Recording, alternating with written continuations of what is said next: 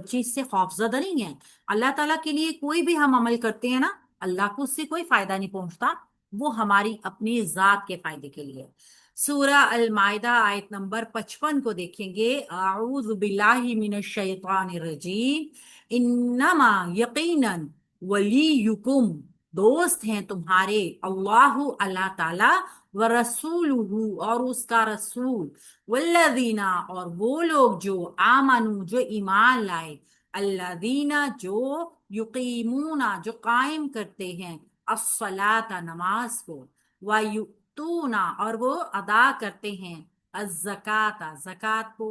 यकीनन तुम्हारे दोस्त अल्लाह ताला और उसका रसूल और ईमान वाले ही हैं जो नमाज कायम करते हैं और ज़कात अदा करते हैं। वह हुम और वो सब, राकिऊना वो सब रुकू करने वाले हैं। अब यहाँ पे जो सिफात बताई गई है ना, ये मोमिनों को बताया गया है कि तुम्हारे दोस्त कौन है, यानी कि अहले ईमान को एक मियार दे दिया गया है कि किसके साथ दोस्ती रखनी है। खबरदार किया जा रहा है कि अहले ईमान की जो दोस्ती है ना कुफार से और नसारा से, वो ईमान को नुकसान पहुंचाने वाली है। लिहाजा ईमान के मनाफी काम नहीं करना। अगर दीन की गैरत है, हमीयत है, तो अल्लाह और उसके रसूल की मोहब्बत दिल में होगी और उसके दुश्मनों से दोस्ती नामुमकिन होगी। वलीयुकुम,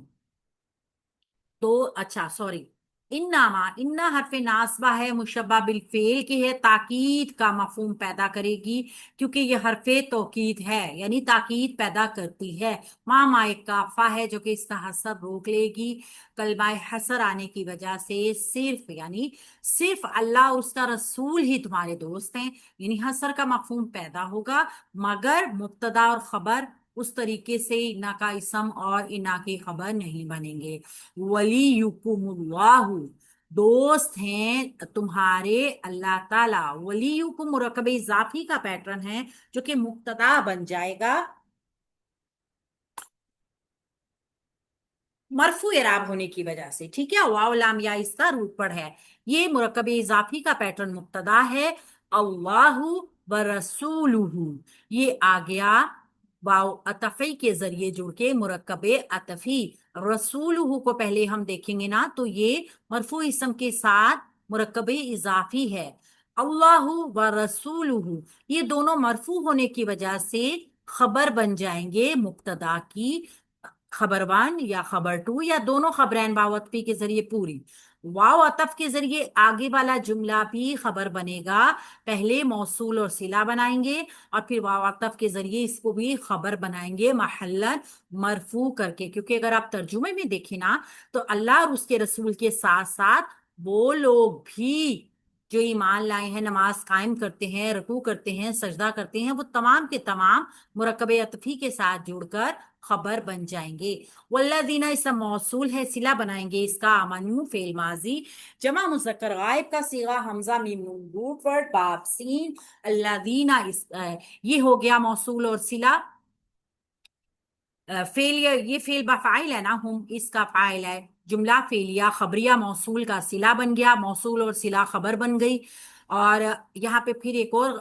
अल्लाह दीना मौसूल बनाएंगे जो सिफ्त बनेगी आमानू की, जो ईमान लाई है ना उसकी तो सिफ्त बनेगी। ठीक है, जुमला इस तरह ये मतलब वाइंड अप होगा। अल्लाह दीना मौसूल है, युकीमूना वो कायम करते हैं, युकीमूना फेल है मुजारे का, जमा मुज़क्कर गायब का सीगा है, काफ वाव मीम इसका रूट वर्ड है, मजीद फी बाप से ये आया है, और हुम की जमीर इसका फाइल है। वो कायम करते हैं अस्सलाता नमाज को, इसका मफूल आ गया स्वाद लाम वाव रूट वर्ड के साथ। सलाह नमाज, नमाज पढ़ना, नमाज अदा करना, ये मंसूब होने की वजह से मफूल बन जाएगा युकीमूना फेल का। इस तरह युकीमूना फेल अपने मफूल और फाइल के साथ मिलके जुमला फेलिया जो पहली सिफ्त बनेगी अल्लाह दीना की, सॉरी آمنو کی، ایمان والوں کی، ٹھیک ہے، یہ صفت ہو گئی، اور یہ پوری بنے گی، پوری صفت تھی، لیکن یہ اللہ دینا موصول اور صلہ دونوں مل کے صفت بن رہے ہیں، ٹھیک ہے، یہ ایک صفت بن گئی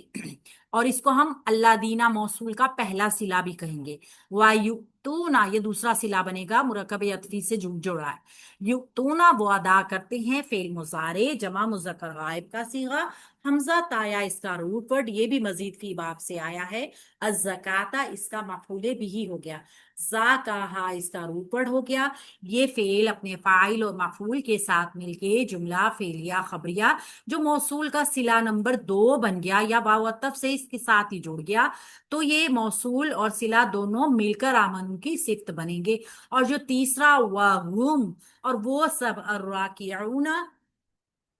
تو وہ اس کو بھی جب ہم دیکھیں گے، واو حرف عطف ہے اور ہم جو ہے وہ، اس کا اسکرین شاٹ لے لیجیے،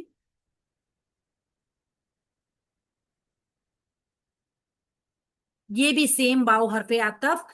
ہم مبتدا اور راکعون اسم الفاعل ہے، را کا عین اس کا روٹ ورڈ ہے، رکوع کرنے والے مرفوع اعراب کے ساتھ آ رہا ہے، راکعون جمع مذکر سالم کا ہے یہ اسم الفاعل، تو یہ مبتدا اور اسم الفاعل کو ہم خبر بنا دیں گے اس کی، یہ مبتدا اور خبر مرکب سوری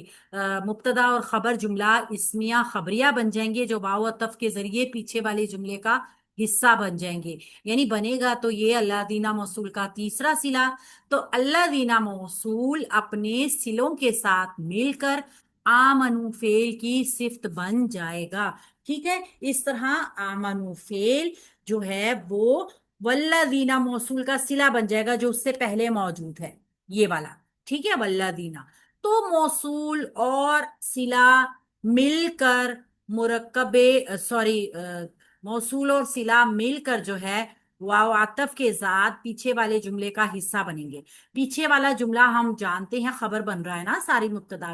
تو پھر اب مبتدا اپنی تمام خبروں کے ساتھ مل کر جملہ اسمیہ خبریہ بن جائے گا، ٹھیک ہے،